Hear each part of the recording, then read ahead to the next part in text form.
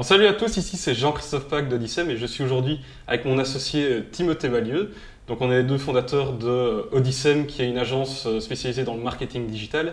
Et aujourd'hui on se retrouve dans cette vidéo dans laquelle on va analyser en fait une entreprise que Timothée aime particulièrement qui est Suit Supply.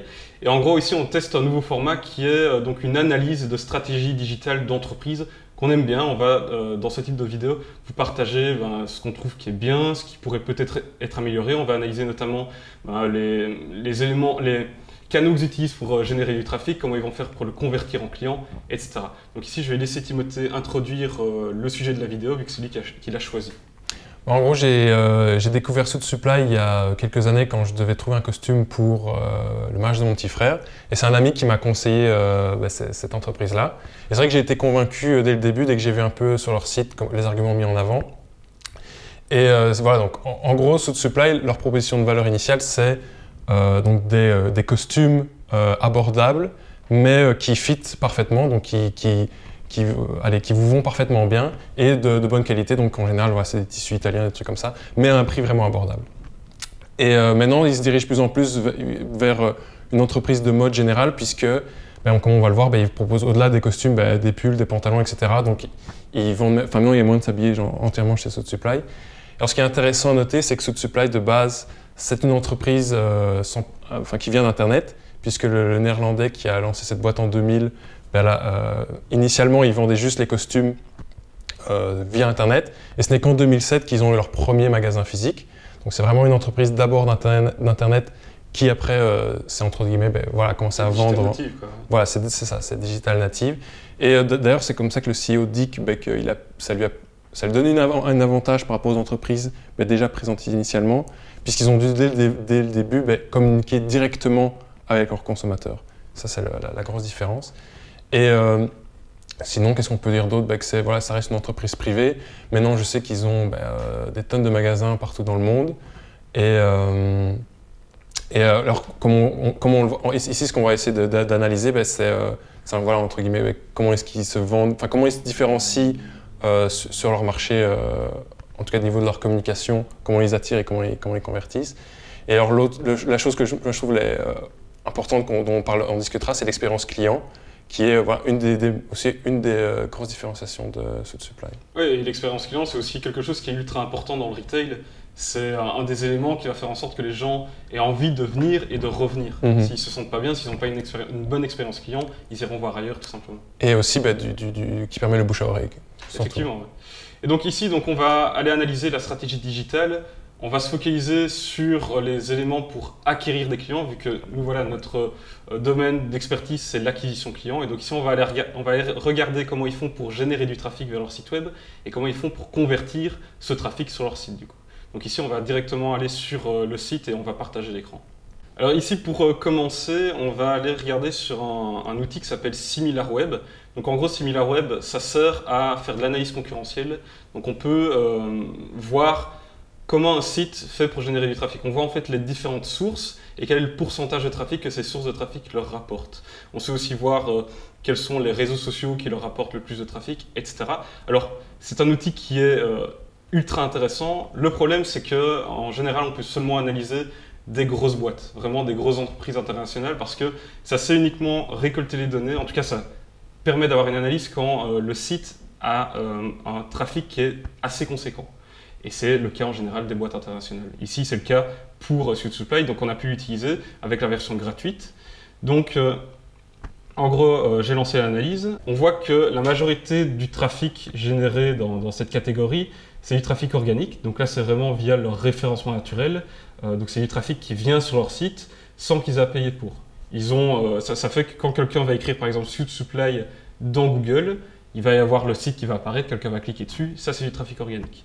Et le trafic sponsorisé, là, c'est quand ils font de la publicité dans les moteurs de recherche. Donc ils ont payé pour être visibles, et ça c'est des gens qui ont par exemple cherché costumes pas chers, imaginons, et il y a la pub qui apparaît, ils cliquent dessus, ils arrivent sur le site. Donc ça c'est le trafic sponsorisé.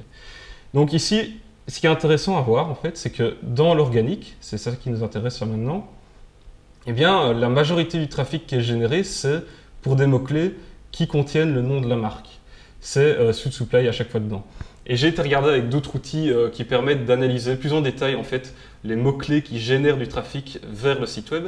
Et j'ai remarqué que la majorité de ces mots-clés-là sont à chaque fois des mots-clés qui sont brandés, donc avec le nom de l'entreprise. Et il y en a très peu qui sont avec des mots-clés un peu plus généraux au niveau des produits qu'ils vendent, etc. Et donc, ça, qu'est-ce que ça nous indique? C'est qu'il n'y a pas vraiment de stratégie de contenu qui est mise en place pour avoir du trafic. C'est vraiment, ils profitent en fait du fait qu'ils ont une grosse notoriété et c'est tous les gens qui ont envie d'acheter des produits chez eux, qui recherchent sur Google ou Bing et après ils arrivent sur leur site. Donc ici, vraiment le constat qui est assez intéressant, c'est que ils ont une notoriété qui est vraiment très développée et ça leur génère visiblement énormément de trafic, vu que ça représente 50% du trafic. Et ici, j'ai pas dit tout à l'heure au niveau de ce qui est estimé, c'est donc au cours des 6 derniers mois, 1,44 million de personnes sur leur site. Donc c'est énorme. Et comme on peut le voir, la majorité, c'est donc des gens qui connaissent déjà la marque et qui viennent dessus. Et on verra plus tard, il y a des opportunités justement pour qu'ils puissent améliorer ça et augmenter leur trafic en mettant par exemple une stratégie de contenu en place et en optimisant tout ça pour le référencement naturel. Donc ça c'était au niveau du SEO. Alors au niveau des réseaux sociaux, il y a un truc qui était intéressant aussi, c'est on voit que la majorité du trafic qui est généré via les réseaux sociaux, c'est YouTube et Reddit. On voit ensuite qu'il y a Facebook et Instagram. Donc j'ai été analysé en fait sur YouTube et Reddit. Je me disais, mais pour qu'il y ait autant de trafic, ils doivent sûrement avoir une chaîne YouTube ou alors avoir un subreddit où ils publient du contenu. En fait, pas du tout. C'est juste que sur YouTube et Reddit, il y a énormément de personnes qui créent du contenu par rapport à SweetSupply et c'est souvent un partage d'expérience. Alors ils vont dire tiens, est-ce que ça vaut la peine d'aller chez eux? Est-ce que les produits sont vraiment de qualité, etc. etc. Et sur Reddit, c'est carrément des échanges de bons plans. Tiens, j'ai vu qu'il y a cette boutique-là SweetSupply, il y a une réduction. Il y a l'outlet qui a mis en vente à moins 40% tel ou tel produit. Et donc là, c'est vraiment des gens qui s'échangent des bons plans et aussi des expériences bonnes ou mauvaises. Mais ce qui est intéressant à voir là-dedans, c'est que en fait, l'entreprise SweetSupply peut utiliser ces différents contenus-là pour vraiment mieux comprendre sa clientèle. Ouais. Vraiment se dire, tiens, toutes ces personnes-là disent du bien de nos produits, ils aiment bien ce produit-là plutôt qu'un autre, et alors sur base de ça, ils peuvent adapter les prochains produits qu'ils vont créer et même leur communication marketing. Donc ça, c'est super intéressant. Après, au niveau de Facebook, Instagram, là j'ai été regarder et en fait ils sont assez actifs sur leurs réseaux sociaux, sur Facebook, Instagram, ils ont des comptes sur ces deux réseaux-là, mais c'est pas ces deux réseaux sociaux-là qui génèrent le plus de trafic. Donc moi, le seul truc que je me suis dit par rapport à ça, une petite recommandation, c'est que je me suis dit qu'ils pourraient peut-être faire en sorte d'être présents activement sur YouTube et Reddit, vu que c'est là que leur clientèle a l'air d'être la plus active. Donc ça, c'était juste une petite recommandation, mais sinon, au niveau de leur activité, je trouvais que c'était vraiment pas mal. On pourrait regarder juste après. Il y a juste que, au niveau du contenu, c'est quand même du contenu qui est très promotionnel. Mais voilà, on abordera ça peut-être un peu plus en détail après. Est-ce que tu as une remarque, toi, par rapport à ça? Je dirais juste que je trouve que Reddit est super intéressant, en tout cas pour le marketing. Je pense que c'est un réseau social qui est totalement oublié dans la plupart des stratégies des marques actuelles, grandes ou petites. Et pourtant, c'est littéralement un forum et la communication via ce réseau social-là est vachement facilitée. Et je vois beaucoup d'entreprises ou de personnes connues qui viennent sur un subreddit qui a été créé, mais pas par eux, mais par des fans, et ils disent, voilà, je me présente, je suis Elon Musk, et ask me anything, tu vois. Et donc là, les gens vont vraiment poser toutes sortes de questions, et je pense que déjà de un, ça permet de créer un rapport direct avec peut-être avec ton audience ou tes clients, et en plus de ça, tu auras leur feedback direct, et je trouve que je pense que c'est vraiment un réseau social qui est sous-exploité. Ensuite, pour moi, ce qui était intéressant d'aller analyser, c'était au niveau des pubs. Donc ici, on voit les publicités display. Donc ça, c'est les publicités qu'il y a quand vous êtes sur un site, par exemple, d'information. Et on va voir des petites bannières qui mettent en avant un produit ou un service. Ça, c'est les publicités display. Ici, on voit que ça représente 1,59% du trafic. Donc, c'est pas énorme. Mais comme je le montrais juste avant, le trafic direct, par contre, c'était 50%. Et moi, je suppose que là-dedans, il y a beaucoup de trafic publicitaire des réseaux sociaux. Et donc, j'ai été analysé via un outil qui s'appelle la Facebook Ad Library, qui en fait, c'est un outil mis à disposition par Facebook qui permet d'aller regarder, encore une fois, les publicités de vos concurrents ou de tout le monde, même les vôtres. Et ça permet de voir en fait toutes les publicités qui sont actives. Et c'est un outil de veille vraiment au top, on l'utilise tous les jours. Ça permet aussi d'aller générer des idées, justement. Et donc ici, j'ai été regarder un peu sur, là, c'est les publicités diffusées sur Facebook et Instagram. Et on voit, je vais un peu dézoomer parce qu'on voit pas grand-chose. Voilà, on voit que leur pub, c'est vraiment de la mise en avant de leurs produits. À chaque fois il y a quand même la proposition de valeur qui est mise en avant. Donc c'est vraiment le fait que voilà, il va y avoir le perfect fit en achetant chez eux. Ouais, ça c'est vraiment la proposition de valeur de base de Saut Supply. Et c'est vrai que je suis content de voir qu'elle apparaît encore là. Souvent des entreprises, une fois qu'elles atteignent une certaine taille, ben, elles oublient en fait les raisons de leur succès et elles n'utilisent plus les mêmes. Mais ça, il s'agit vraiment du mantra de Saut Supply, c'est Find Your Perfect Fit, c'est vraiment le mantra ultime de la proposition de valeur de Saut Supply. C'est ça, ouais, c'est ce que tu t'avais expliqué aussi au début de la vidéo aussi. Ouais. Quand tu m'en parlais, c'était à chaque fois de ça que tu parlais. C'est ça. Et donc on voit ici toutes les vidéos, les publicités pardon, qui sont actives pour l'instant, c'est vraiment mise en avant, focus sur le produit. C'est vraiment, voilà, vous voulez acheter un produit, on vous le met devant vous, cliquez ici pour avoir le produit qui vous convient le mieux, qui est avec le Perfect Fit et qui correspond en plus à un style qui est plutôt classe. Donc il n'y a pas grand chose à dire par rapport à ça, c'est des publicités qui sont très minimalistes, donc ça focalise vraiment l'attention sur le produit. Pour moi c'est bon, je les trouve vraiment très bien, il n'y a pas besoin d'ajouter quelque chose en plus là-dessus pour l'instant du moins. Peut-être que ça s'adresse à des gens qui, parce que là on ne sait pas le vérifier, peut-être que c'est des publicités de retargeting, donc qui reciblent des gens qui ont été sur le site web, on ne sait pas le vérifier, mais je pense que dans les deux cas ça peut fonctionner, parce que quand quelqu'un est à la recherche d'un pantalon, d'un costume ou quoi qui correspond à son style, il va voir cette pub-là, si ça lui correspond, il va être intéressé, il va cliquer dessus. Donc voilà, ça c'était au niveau des publicités sur Facebook. Maintenant, il y a quelque chose qu'on a remarqué avec Timothée, c'est que les publicités qu'il y a sur Facebook et même sur Google, en display, etc., au niveau des visuels, c'est complètement différent de ce qu'ils font habituellement. Donc tu peux peut-être un peu expliquer, puis on montrera des exemples. C'est vrai que Saut Supply de base, ils se sont fait connaître en partie avec des campagnes marketing, on va dire, assez provocatives, où c'est vraiment l'idée de base, c'est voilà, le sexe ça vend, quoi. Et donc souvent dans leur campagne pub, on va voir tu montreras les exemples, mais il y a des hommes en costume sur les seins d'une femme. Il y avait toute une campagne où ils montraient des couples homosexuels, des hommes qui s'embrassaient et tout. Et ça avait fait vraiment beaucoup parler d'eux parce que à l'époque, et encore, c'était des campagnes qui ont tourné il y a déjà quelques années, donc c'était assez disruptif. Et voilà, globalement, un peu ceux qui connaissent un peu dans la lignée de Benetton. Donc le but c'était un peu de choquer et forcément ça attire l'attention, ça fait parler d'eux, quoi. Donc ici c'est un exemple d'une campagne qu'ils ont faite ici en mars 2021 il me semble. C'était pour le fait que la crise Covid va bientôt être terminée et donc voilà on peut enfin être de nouveau en contact ensemble.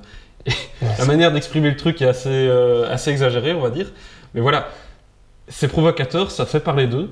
Et on peut voir d'autres exemples de pubs, hein. Ça c'est comme Timothée avait dit avec les couples homosexuels, puis il y en a d'autres qui sont vraiment, on peut se dire c'est ultra sexiste, c'est macho, etc. Mais en attendant, ça fonctionne. Ça fonctionne parce que ça fait parler d'eux. Ici j'ai un exemple de tweet, il y a des gens qui sont sur Twitter qui vont aller s'indigner, ah c'est vraiment horrible de faire ça, comment est-ce qu'on peut encore faire ça aujourd'hui? Ou alors il y en a qui vont dire que c'est brillant, que c'est génial, et donc ça leur fait de la pub gratuite, et j'ai vu aussi qu'il y a plein d'articles de presse qui sont faits sur eux. Donc, je trouve ça vraiment génial, c'est vraiment intelligent de faire ça parce que ça polarise. Ouais. Il faut bien se dire que quand on polarise une audience, on va pouvoir en fait, effectivement on va avoir plein de gens qui vont nous détester, mais c'est pas ces gens-là qu'on va avoir. Les gens qui nous détestent, c'est de toute façon des gens qui n'allaient pas acheter chez nous. Et à côté de ça, on va avoir plein de gens qui vont être des raving fans, comme on va dire, qui eux vont se dire « Ah j'adore, c'est trop marrant, j'ai envie d'aller acheter chez eux, ça correspond au type d'image que j'aime bien. » Et donc, à chaque fois que vous pensez, tiens, j'ai besoin d'un costume, ils vont aller chez Saut Supply. Donc, rien que pour ça, c'est génial, je trouve. Ouais. Et d'ailleurs, je pense que ça correspond un peu vraiment au positionnement de l'entreprise qui, déjà, vu que c'est une digital native, elle est un peu entrée dans cet univers du costume qui, forcément, c'est un univers un peu traditionnel, un peu sérieux, un peu froid. Et là, justement, ils décident vraiment de casser ça, ils cassent les normes. D'un côté, les costumes sont ultra sérieux et puis quand on voit ces pubs, ça l'est beaucoup moins. Ouais. Et aussi, il faut savoir que même dans le style de vêtements, il s'agit de costumes très qui fit, très fins, qui affinent fort. Et donc clairement, la clientèle cible, c'est les jeunes adultes qui rentrent dans le marché du travail. Je dirais, on peut faire large, mais entre 25 et 40, 45 ans. Et donc déjà, ils savent très bien à qui ils s'adressent. Ils ne vont pas essayer de convaincre, entre guillemets, des vieux cons ou quoi. Donc clairement, parce que même les produits qu'ils vendent sont destinés, je veux dire, à cette cible-là, quoi. Ouais, c'est vrai que du coup, avec une communication qui est assez décalée, tu vas plutôt attirer des jeunes en général. C'est ça. Donc c'est décalé, mais pour moi, ça a du sens dans la stratégie et dans leur positionnement. C'est vrai. Après voilà, ici, le truc qui est un peu, on va dire, dommage, c'est le fait qu'ils ne puissent pas, parce que c'est vraiment, ils ne peuvent pas retranscrire ça, le retransposer dans leur publicité sur les réseaux sociaux, sur Google, etc. Parce qu'en fait, même s'ils voulaient, ils ne peuvent pas le faire parce qu'il y a plein de règles publicitaires au niveau des plateformes, notamment comme Facebook Ads et Google, qui empêchent de faire du contenu qui est trop sexualisé, qui est provocateur, etc.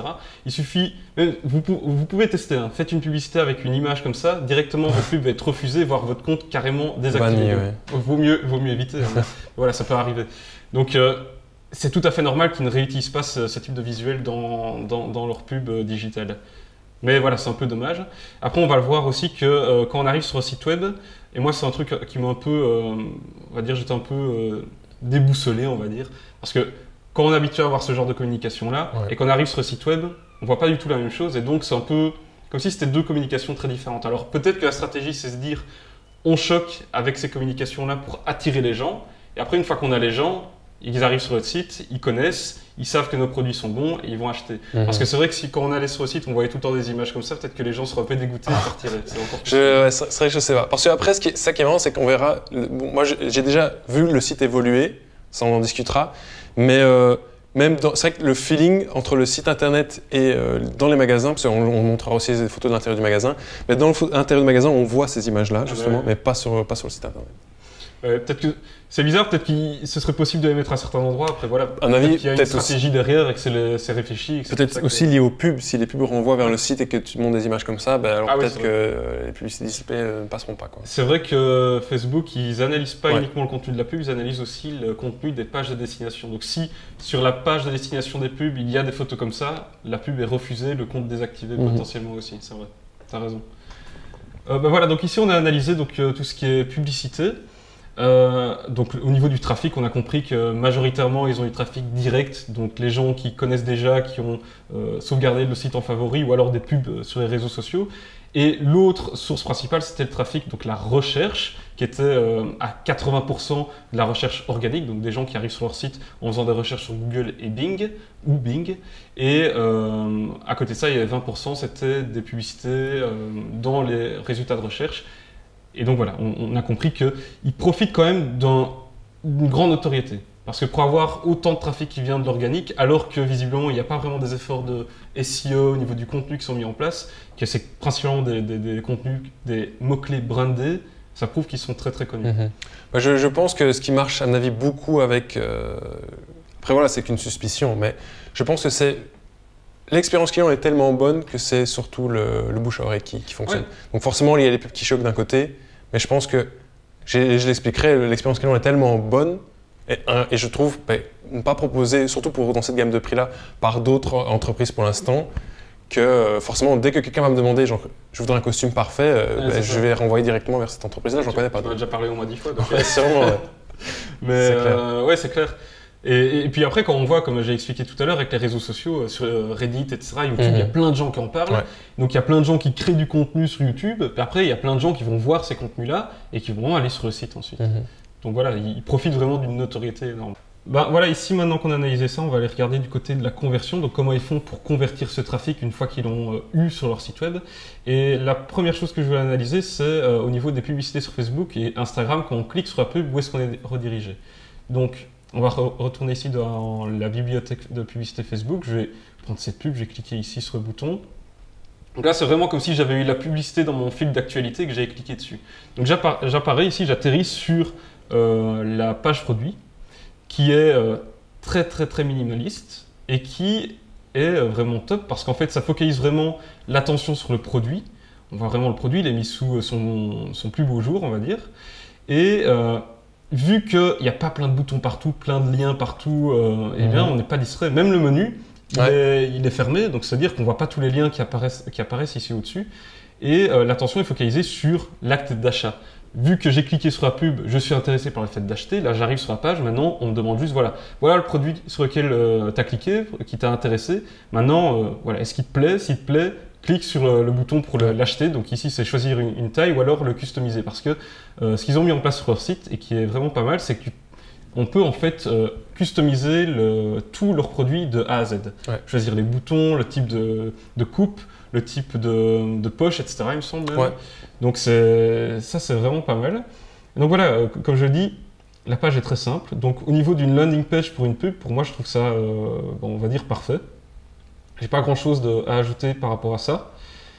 Et il y a juste un truc, c'est que lorsqu'on arrive tout en bas, il y a en fait, voilà, ceci, qui met en avant la proposition de valeur, qui est le fait qu'on peut trouver donc le perfect fit, et qui est donc soit on peut aller en magasin physique pour avoir quelqu'un qui va prendre les mesures, soit on peut créer directement sur le site son propre vêtement, le customiser. Et ici, le seul truc que je trouve un peu dommage, c'est que cette proposition de valeur, elle ne soit pas mise un peu plus tôt, parce que même dans la pub, même s'ils disent qu'on peut trouver le perfect fit, quand on arrive là-dessus, on ne comprend pas directement qu'on va pouvoir faire en sorte d'avoir les mesures qui sont prises, qui sont parfaites, et avoir vraiment le perfect fit comme il l'annonce. Mais voilà, encore une fois, peut-être qu'il s'agit d'une pub qui est redirigée à des gens qui connaissent déjà la marque. À ce moment-là, il n'y a plus besoin de répéter le message. Mais comme on le verra par contre sur la page d'accueil, que tu comptes, ça m'avait montré juste après. Mais effectivement, moi j'étais assez étonné et quand j'ai revisité le site récemment pour faire cette analyse, j'ai vu que, le message sur le site avait changé. Ça m'avait vraiment étonné. Parce qu'en général, le site, une page d'accueil est censé quand même s'adresser à tout le monde et pas uniquement les gens qui te connaissent. Oui, c'est ça, ouais. Et notamment, j'ai dû même rechercher genre, sur le Wayback Machine, donc un truc qui archive les sites internet, qui permet de visiter les sites internet genre, comme ils étaient il y a des années, et pour retrouver les arguments de vente qui, eux, m'avaient convaincu la première fois. Quoi. Et dont, notamment, c'est ça qui garantissent vraiment le fit parfait, etc. Ils te rassurent sur tous ces points-là. Quoi. C'est ici un truc, je me demandais pourquoi il n'était pas plus mis en avant que ça. Après, on verra tout à l'heure, on va faire ensemble le processus de commande, et on verra qu'il le propose quand même à un certain moment. Ouais. Il le propose à un certain moment, mais je trouve que c'est un peu tard, en tout cas pour des gens qui ne connaissent pas la marque. Ouais, c'est ça que j'étais assez étonné aussi, oui. Et sinon, autre chose par rapport à cette landing page qui est pas mal et que beaucoup de sites e-commerce oublient, c'est le fait de proposer des produits associés. Donc on descend ici, déjà il montre comment le pantalon va avec le reste de l'ensemble. Donc on peut se dire, voilà, ok, il y a un ensemble qui va avec. Et ça peut donner envie à la personne qui visite la page de se dire, en fait, moi je veux l'ensemble, je veux pas juste ce pantalon. Et puis quand on descend, voilà, on voit, vous pouvez le porter avec ceci et cela. Et ça incite donc le visiteur à ajouter plusieurs choses à son panier, à augmenter la valeur du panier du coup, et augmenter la rentabilité des campagnes publicitaires. Et ça, c'est quelque chose que beaucoup de sites e-commerce ignorent, ou plutôt oublient de mettre en place, et pourtant c'est ultra important. Nous, on a déjà remarqué qu'avec certains sites e-commerce, le simple fait de mettre ça en place permet de rendre des campagnes qui étaient pas du tout rentables en campagnes qui sont des vrais winners, où on fait un profit à chaque vente. Et d'ailleurs, je pense que c'est une des clés du succès de Suitsupply, et ce qui permet de d'abord attirer les gens avec des costumes relativement à bas prix, c'est effectivement tout ce qu'on appelle le upselling ou le cross-selling, qui permet d'augmenter le panier moyen. En tout cas, moi, je suis venu pour un costume et j'ai acheté un peu plus que prévu. Et je pense que c'est comme ça, parce que je pense qu'effectivement, j'en trouve les chaussures et tout. Je pense que c'est des produits avec des chemises aussi, des produits avec des marges plus grandes. Sur les costumes, forcément, c'est beaucoup plus un produit, je pense, assez complexe. Et je ne pense pas que ce soit forcément sur ces produits-là qu'il y ait les marges les plus fortes. Je pense que c'est ce qu'il y a derrière, les chemises, les ceintures, les chaussures et tout ça, qui sont les accessoires que tu achètes avec ton costume. On verra après dans le processus de commande, justement, il y a des upsells. Okay. Plus on se rapproche du moment où on va payer, ils proposent à chaque fois d'ajouter, est-ce que tu veux pas ça en plus, ça en plus, ça en plus. Et donc, voilà, juste ici, tout en bas de la page, on voit qu'ils mettent en avant leur magasin. Et à la fin, il y a un truc pour capturer les adresses email qui, encore une fois, là je trouve que ça pourrait être un peu mieux. Parce que déjà, en général, ce qu'on fait quand on a un site e-commerce, c'est qu'on envoie du trafic dessus, c'est qu'on va essayer quand même de récupérer l'adresse email des gens qui quittent sans passer à l'achat. Et donc, en théorie, ce qu'il y a, c'est les exit pop-up. Donc, c'est-à-dire que quand je vais sortir la souris de l'écran, je devrais avoir un pop-up qui apparaît et qui me propose de m'abonner à la newsletter ou alors donner mon adresse email pour avoir un code promo. Ici, Je comprends très bien qu'ils ne vont pas proposer un code promo. À mon avis, c'est pas du tout dans leur valeur, peut-être de faire même des promos en général. Par contre, proposer de s'inscrire à une newsletter en donnant vraiment un avantage, un bénéfice à le faire, ça, ils pourraient le mettre en avant. Ici, je ne comprends pas trop en quoi ça va être positif pour moi de m'y inscrire, en fait. Ça pourrait être mis plus en avant. C'est ça, ouais. Je pourrais comprendre par exemple, tiens, abonne-toi et tu vas recevoir des conseils pour t'habiller plus stylé, par exemple, j'en sais rien. C'est en fonction de leur audience forcément. Mais voilà, c'est quelque chose qui pourrait peut-être être amélioré et peut-être le mettre à plusieurs endroits dans la page pour éviter de devoir scroller si bas parce qu'en plus sur mobile, à mon avis, il faut vraiment scroller beaucoup avant de le voir. Mais bon voilà, ici c'est un détail. Tout le reste, je trouve que la page est vraiment très bien, elle focalise vraiment l'attention sur l'acte d'achat qui est l'objectif que l'entreprise veut réaliser, forcément. D'ailleurs, je m'étais inscrit à la newsletter de Suit Supply et c'est vrai que je trouve que même là, à ce niveau-là, elle est assez classique. C'est simplement, ils envoient des infos sur les nouveaux produits, quoi. Donc c'est en soi la même communication qu'à mon avis sur les réseaux sociaux. Je pense avoir eu quelques emails apportant un peu plus de valeur qui expliquent comment les costumes sont faits, qui vont un peu plus en détail, mais je pense que ça s'arrête là. Ok, ouais. Voilà. Maintenant, du coup, ce qu'on va faire, c'est qu'on va aller regarder la page d'accueil. Hop. Voilà, la page d'accueil, on arrive là-dessus, sur ce visuel, avec la mise en avant, voilà, découvrir la nouvelle collection. Et voilà, comme Timothée l'a dit juste avant, il n'y a plus la proposition de valeur mise en avant. Ouais. Donc avant, qu'est-ce qui était écrit exactement? En fait, je me souviens plus exactement, mais bon, je pense que les nouvelles collections étaient quand même montrées en haut, mais la proposition de valeur était genre pas très loin dans la page. Ici, je sais que quand on scrolle, il montre que les produits, il y a juste ceci qui parle un peu comment à l'intérieur des jackets, les jackets sont faites. Mais voilà, mais il faut quand même descendre très bas, regarde ici. Là, ils disent, OK, on a des stores, donc au moins là, on comprend qu'ils ont des magasins. Si je ne connaissais pas la marque, je n'aurais pas su avant de descendre là. C'est vrai. Et puis... là, je crois que c'est encore les produits. Et puis oui, si on descend, il y a ça. Il est juste très bas encore une fois. Mais j'ai été regarder, et cette partie-là se trouvait plus haut, et aussi exprime beaucoup plus, enfin, il était vraiment marqué la garantie d'un fit parfait. Et il y avait même des petites images et tout, et il y avait, je ne sais plus exactement, mais 3 arguments. Ils disaient voilà, si vous allez dans le magasin, vous allez pouvoir, quelqu'un va être là pour s'assurer que... Parce que moi, la première fois que j'avais acheté un costume, en fait, je l'avais acheté dans un magasin, et c'était... il y avait quand même eu un léger, comment on appelle ça, genre... Enfin, ça a été un peu remis à ma taille, quoi. Et, mais malgré tout, j'avais été un peu déçu. Forcément, c'était un costume, c'était plus aux alentours de 200 €. Ici, on est quand même autour de 400, 500 €. Mais là, ils rassuraient vraiment sur le fait que, non, ils vont bien s'assurer que les manches arrivent au bon endroit, que tout fitera super bien. Et la manière dont c'était exprimé et tout, m'avait vraiment rassuré, genre, mettait vraiment l'accent là-dessus.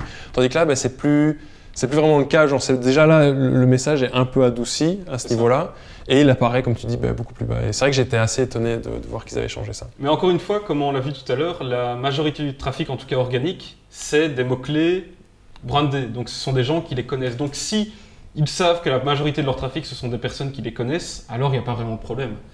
Les gens connaissent la proposition de valeur, ils savent qu'il y a des magasins, ils savent que s'ils vont en magasin, ils vont avoir un tailleur qui va les aider à adapter à leur taille les vêtements qu'ils veulent acheter. Donc dans ce cas-là, c'est pas vraiment un problème. Mais si vous voulez vraiment, s'ils étaient dans une optique, tiens, on veut développer notre acquisition client et faire en sorte d'aller toucher des nouveaux segments de marché qu'on n'a pas encore, alors là, à mon avis, il faudrait quand même mettre plus en avant cette proposition de valeur. Moi, je pense personnellement que c'est une erreur parce que, surtout vu qu'ils ont, les produits qu'ils vendent sont destinés à une audience jeune. Chaque année, il y a des nouveaux professionnels qui rentrent dans le monde du travail, il leur faut un costume qui fit bien. Et je trouve que moi ici, je ne sais pas, est-ce que si j'aurais été moi je me souviens avoir été convaincu par le message du site web. Est-ce qu'ici j'aurais été convaincu? Je ne sais pas. Donc moi je pense que le site web, en tout cas la page d'accueil doit continuer à s'adresser entre guillemets au plus large possible. Donc parler à ceux qui connaissent encore la marque, mais aussi aux nouveaux qui découvrent. C'est vrai, c'est vrai. Je ne sais pas si tu as quelque chose à dire en plus ici au niveau de la page d'accueil. Non, à part je trouve que, et je trouve ça bien, c'est que ils mettent fort en avant le fait qu'ils ont des magasins physiques. Oui. Donc, trouvez votre magasin physique. Ils dépendent, je crois qu'ils ont, effectivement, ils ont 150 à travers le monde. Souvent, ça se retrouve dans les grandes villes, ça a du sens, c'est les villes où il y a le plus de professionnels. Et Et je pense que c'est là que se passe la conversion. C'est là où, en tout cas, il y a encore plus de valeur apportée. Parce que sur le site web, c'est clair, bon, on peut customiser et tout. Mais je pense que les gens qui achètent sur le site sont des gens qui ont acheté d'abord en magasin et qui ont eu leurs mesures déjà enregistrées. Et parce que le magasin est vraiment, genre, et je le présenterai aussi, je le présenterai peut-être juste après, c'est vraiment là où la conversion va se faire, quoi. Et je pense que c'est vraiment, c'est là où il y a le plus de valeur apportée, en tout cas, dans l'expérience client. C'est clair, en général, c'est vrai que c'est d'ailleurs peut-être pour ça qu'ils ont mis en place ce magasin, j'imagine. Ouais, je pense effectivement que des costumes, moi, ça ne m'aurait pas rassuré de l'acheter 100% en ligne, surtout dans cette gamme de prix-là, même si c'est vrai qu'ils garantissent les retours et tout. Mais clairement, l'expérience en magasin, ça vaut le détour, ça vaut la peine de se déplacer. Moi, personnellement, je me suis déplacé de Namur jusqu'à Bruxelles pour ça. Ça valait la peine. Bah, écoute, ici, on va, avant que tu expliques l'expérience en magasin un peu plus en détail et qu'on montre à quoi ça ressemble, on va aller regarder le processus d'achat. Processus d'achat en ligne, oui. Donc, je vais revenir sur le produit de tout à l'heure. Hop, voilà. Donc, ici, il y a deux choses. Donc, soit je peux choisir une taille. Et donc là, ça veut dire que je connais déjà ma taille. J'ai pas envie d'avoir un truc qui est fait sur mesure, ou du moins ajusté. C'est pas la partie la plus intéressante, c'est vraiment la partie quand on veut customiser qui est vraiment intéressante à analyser en fait. On va voir que le processus en fait, il est vraiment simplifié et fait pour encore une fois éviter que le client soit perdu et qu'il y ait trop de choix et qu'il parte parce qu'il en a marre et qu'il comprend pas comment on peut faire sa commande. Donc ici, on arrive. Donc, ça propose déjà de choisir les différents types de modèles. Donc voilà, je peux choisir le type, tiens, est-ce que je veux un double hook? Donc ça, c'est 2 accroches, ou alors je veux avec un bouton et une accroche en plus en métal. Ouais. Donc là, je peux choisir entre les deux. Imaginons je veux le double hook. Puis, je peux choisir au niveau de la ceinture. Qu'est-ce que je veux? Est-ce que je veux déjà comment on appelle ça? Les boucles pour mettre la ceinture dedans, ouais. Ou est-ce que je veux juste quelque chose pour ajuster déjà la taille, quelque chose qui est incrusté directement dans le pantalon, ou alors je veux rien du tout. Ouais. Donc là, imaginons que je vais mettre une ceinture, je choisis celui-là. Puis pour l'attacher, qu'est-ce que vous voulez? Est-ce que vous voulez une braillette ou des boutons? Moi, je vais prendre une braillette. Puis qu'est-ce qu'on peut prendre encore? Je crois que ça, ce sont les plis. Les plis, ouais, voilà, on peut encore choisir. Il montre à chaque fois avec un visuel qu'est-ce qu'on peut prendre. Imaginons, je vais prendre celui-là. Et on peut remarquer que ça change aussi dans le visuel. Ah oui, j'ai même pas vu. Ouais. Ah, effectivement. Ouais. Ça, c'est pas mal. C'est pas mal. Ouais. C'est comme les voitures, un peu. Ouais, c'est top. Ouais, parce que ça permet vraiment de voir à quoi ressemble le produit qu'on va acheter. En fait. Ça, c'est vraiment, je pense, important. Je me demandais justement si ça le faisait, mais effectivement. Puis on peut choisir la coupe au niveau du bout du pantalon. Je ne sais pas c'est quoi les termes techniques. Voilà, donc on peut choisir énormément. Encore une fois, les poches, hop, les boutons carrément. Imaginons, je vais prendre celui-là. Et enfin, il y a un large choix de boutons. Ouais. Et enfin, qu'est-ce que c'est ça? Suspender buttons? C'est pour à l'arrière. Attacher, je crois que c'était pour attacher, si tu veux, ah oui, okay, des bretelles, je crois. Ok. Donc il propose encore là, au niveau de l'intérieur de la poche, il me semble. Ok, enfin voilà, vous voyez, il y a énormément de choix. Ensuite, une fois qu'on a fait son choix, qu'on a customisé à fond son pantalon, on clique sur Next. Donc voilà, ici on arrive au niveau de la taille. Donc il propose de créer un Size Passport. Donc soit je peux me connecter à un compte dans lequel j'aurais déjà enregistré normalement quelque chose qui sauvegarde mes mesures, ou alors je peux créer une nouvelle taille. Donc ici, je peux choisir soit les tailles standards qu'ils ont en stock, soit je peux, on va voir ici quand je reviens en arrière. Mettre la mensuration. Voilà, ici, vous avez besoin d'aide, venez faire prendre votre mesure en magasin. Et donc quand je clique là, il me demande en fait de donner mon adresse mail. Hop, je vais y arriver. Et quand je donne mon adresse mail, en fait, je reçois un email avec une confirmation de ma réservation, en fait, plutôt de l'enregistrement de ma demande. Et il me donne un code, ici un code unique, qui sauvegarde le design que j'ai choisi, le design du pantalon que j'ai créé. Et après, dans le bas de l'email, il y a un lien sur lequel je peux cliquer qui va me renvoyer en fait sur le store locator. On va aller regarder ensemble en fait. Je vais hop. Et on voit donc voilà, compléter votre commande en magasin, ils me remettent le produit que j'ai créé. Et puis Si j'ai changé mon avis, je peux cliquer ici pour changer le design. Ou alors, eh bien, voilà, je peux trouver le magasin le plus proche de chez moi. Donc je clique ici. Et là, après, je mets mon pays. Et je peux choisir. Par exemple, je vais aller à Bruxelles. Ils mettent une belle photo du magasin pour vraiment donner envie d'aller dedans. Et finalement, voilà, je peux choisir le type de rendez-vous que je veux, en groupe, tout seul, un virtuel carrément. Ils montrent l'équipe qu'il y a dans le magasin et les heures. Et en gros, voilà, je peux cliquer ici et je peux réserver mon rendez-vous. Ouais, tu peux même choisir qui tu veux. Ouais, c'est ça, carrément. Ouais. Imaginons qu'on connaisse un des vendeurs. Ça permet vraiment de choisir celui qu'on préfère. Mais c'est top, c'est très simplifié, on va dire. C'est vraiment pas mal comme expérience. Donc voilà, ici on a terminé avec le processus de commande et je pense qu'on peut passer à l'explication de l'expérience client. Donc ici, je vais te laisser prendre le contrôle de la suite de la présentation. Et comme ça, tu vas un peu nous expliquer comment ça se passe en magasin et nous montrer à quoi ça ressemble. En fait. Je propose qu'on aille regarder, que je présente le magasin South Supply à Bruxelles. Donc en gros, je crois qu'en Belgique, ils ont probablement, enfin en tout cas, je sais qu'ils en ont un à Bruxelles.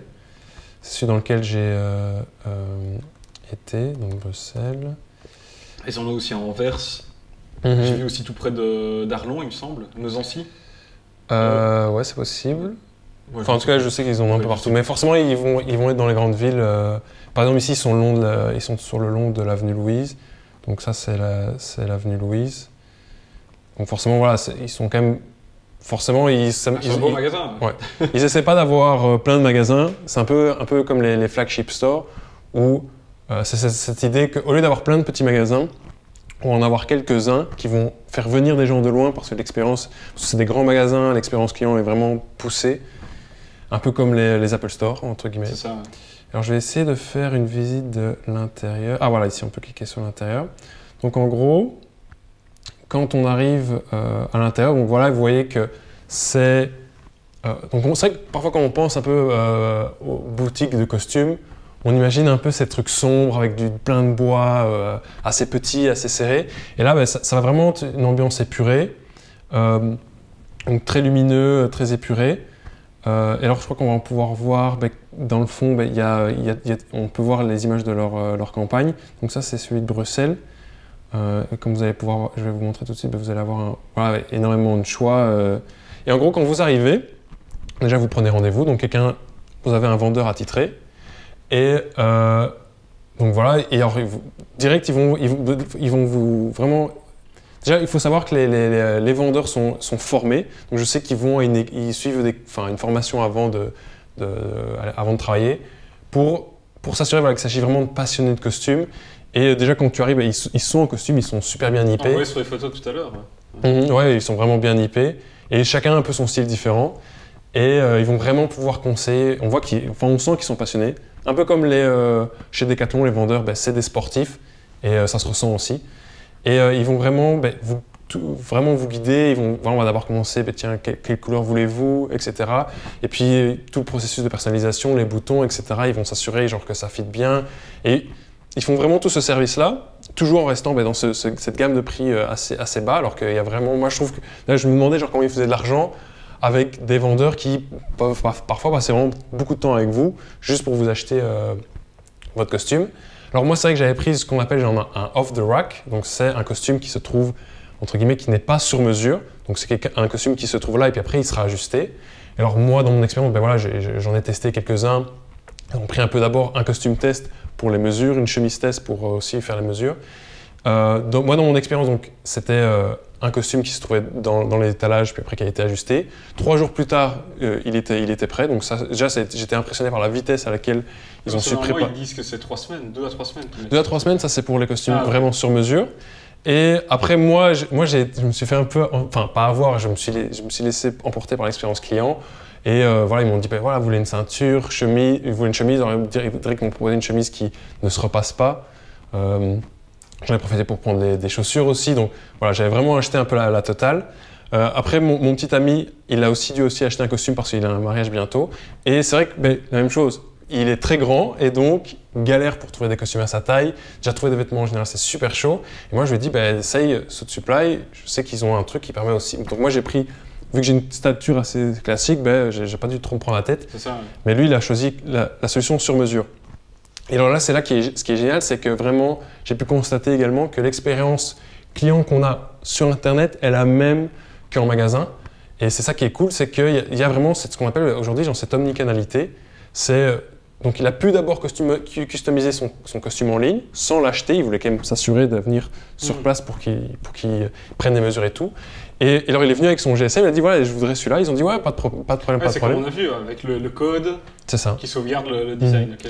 Et alors il a pu encore plus personnaliser dans le magasin, parce que là il avait les conseils et tout, mais le prix n'a pas changé, donc pas de surprise. Quand tu viens dire ah bah ouais, tu veux modifier, non, tout était super clair. Donc vraiment, une fois qu'elle avait pris sa décision en ligne, c'était la même expérience dans le magasin, et ça je pense que c'est super important. Effectivement, et il y a encore beaucoup de sites e-commerce parce que c'est, d'un point de vue logistique, organisation, c'est pas toujours facile d'être omnicanal, où on va avoir le prix sur le site e-commerce qui sera différent du prix en magasin. Et ça peut créer de la frustration, surtout si c'est des produits qui peuvent être achetés chez d'autres vendeurs.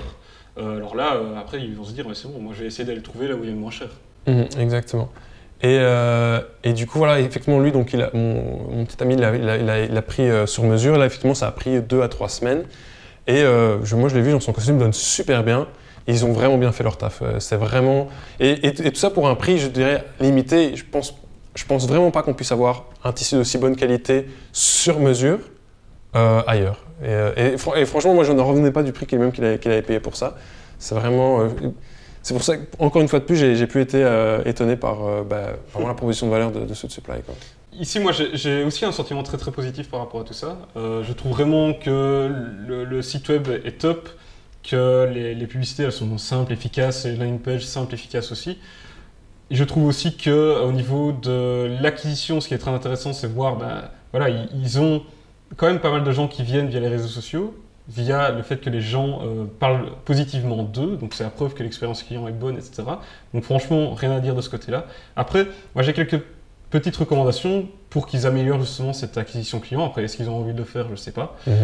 C'est au niveau du contenu, en fait, principalement. Puisqu'on a vu qu'avec le trafic organique, c'est principalement donc, des mots-clés brandés, Suitsupply, etc. Et donc, il n'y a pas vraiment de contenu qui est mis sur leur site, ils n'ont pas de blog. Et aussi, quand on va voir leurs réseaux sociaux, on n'a pas analysé, mais bon, je vous explique rapidement, leur contenu sur Facebook et Instagram, c'est que des mises en avant de produits. Tout le temps, avec les produits. Ouais. Ou quand on clique sur la photo, on peut cliquer sur le produit et l'acheter directement. Donc, c'est vraiment que du contenu promotionnel.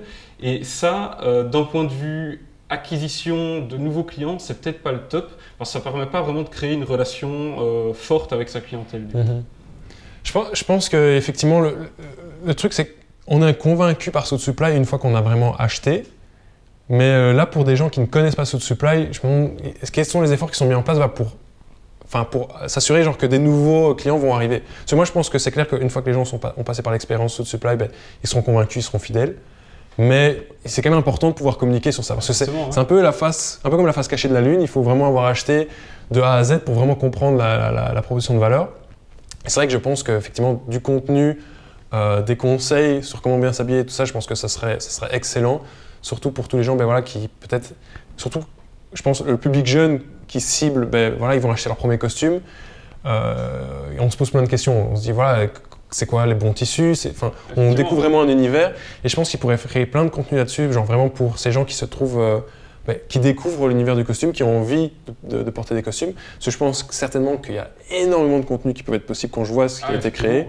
Et je pense qu'ils pourraient vraiment prendre la parole plutôt qu'être simplement, entre guillemets, juste présent pour leurs clients. Mais ouais. La tendance actuelle, on le voit partout, c'est le fait de partager ses valeurs, montrer quelles sont les convictions et tout. Après, je ne sais pas par exemple ici d'où proviennent leurs tissus. Est-ce que c'est un fournisseur particulier? Est-ce qu'ils passent par des filières qui évitent de passer via le travail des enfants? J'en sais rien. Mais si c'était le cas, ce serait intéressant de communiquer dessus pour justement convaincre les jeunes générations qui aujourd'hui sont très sensibles à tout ça. Aujourd'hui, toutes les millennials, etc. font très attention à où ils vont acheter leurs produits, que ce soit des vêtements ou de la nourriture. Et donc, je pense qu'ici, ce serait très intéressant de communiquer là-dessus s'ils ont des valeurs particulières à mettre en avant qui correspondent forcément, qui résonnent avec leur audience cible. Je pense que d'une certaine manière, ils parlent de leur tissu, mais je pense que c'est peut-être pas suffisamment tout cas, moi, je m'étais abonné à la newsletter. Forcément, ils parlent un peu de leur valeur et tout, mais je pense que c'est pas fort mis en avant. Il n'y a pas énormément d'efforts pour communiquer sur ça. Mais j'ai vu par exemple qu'ils avaient un label. Après, j'ai été regarder sur Wikipédia. Je pense pas que c'est un label qui soit très fiable. Enfin, il n'y avait rien qui disait, voilà, qui était très contraignant pour la personne qui porte ce label de vraiment assurer ça. Mais c'était plus, ben voilà, on essaie de faire un effort. Donc, soit un label un peu comme, enfin, qui ne prouve vraiment rien. Mais voilà, effectivement, je pense qu'ils devraient peut-être plus communiquer là-dessus et prendre la parole. Je pense que là, ça donne l'impression qu'ils sont un peu passifs plutôt que vraiment actifs, genre on va prendre la parole, quoi. Et ça, c'est une recommandation pour tout le monde, en fait, pour tous ceux qui communiquent en ligne, qui se lancent dans le marketing digital. Il ne faut pas communiquer que sur ses produits parce que sinon on devient juste un vendeur. Et aujourd'hui, les gens, ils n'ont pas envie de ça. Ils ont envie qu'il y ait du contenu, qu'on montre qu'on s'intéresse à eux, qu'on résout leurs problèmes, qu'on a envie de les aider en fait à atteindre les résultats qu'ils ont envie d'atteindre. Et le contenu, aujourd'hui, c'est une obligation en fait. Il faut faire du contenu. Et voilà, si aujourd'hui vous avez un site e-commerce, ne vous contentez pas de juste faire des publications de vos produits. Prenez la parole, montrez-vous, montrez les gens qui travaillent dans votre équipe et faites un peu du contenu un peu behind the scenes, peut-être qui montre ce qui se passe, comment vous faites pour vous approvisionner, d'où proviennent vos produits, etc. etc. Ouais, je suis 100% d'accord, effectivement. Voilà, mais sinon, conclusion, c'est vraiment top, bravo sur Supply. Et ici, pour conclure la vidéo, comme on l'a expliqué aussi au début de la vidéo, nous on est consultant en marketing digital, on est spécialisé dans tout ce qui est acquisition client. Donc si vous avez envie de mettre en place une stratégie d'acquisition client, vous avez envie de mettre en place des campagnes, notamment sur Facebook Ads, Google, etc., pour augmenter le nombre de clients qui viennent sur votre site ou dans votre magasin physique, parce que c'est aussi une de nos spécialités, et bien simplement contactez-nous via LinkedIn, je mettrai les liens en description de cette vidéo, ou alors en vous rendant sur notre site web via le lien aussi que je mettrai en description. Et là, vous pourrez réserver un appel de 30 minutes avec nous pour qu'on discute ensemble de vos objectifs et de la solution idéale pour les atteindre. Donc voilà, je mettrai tout ça et on se retrouve dans la prochaine vidéo. Allez, salut! Ouais.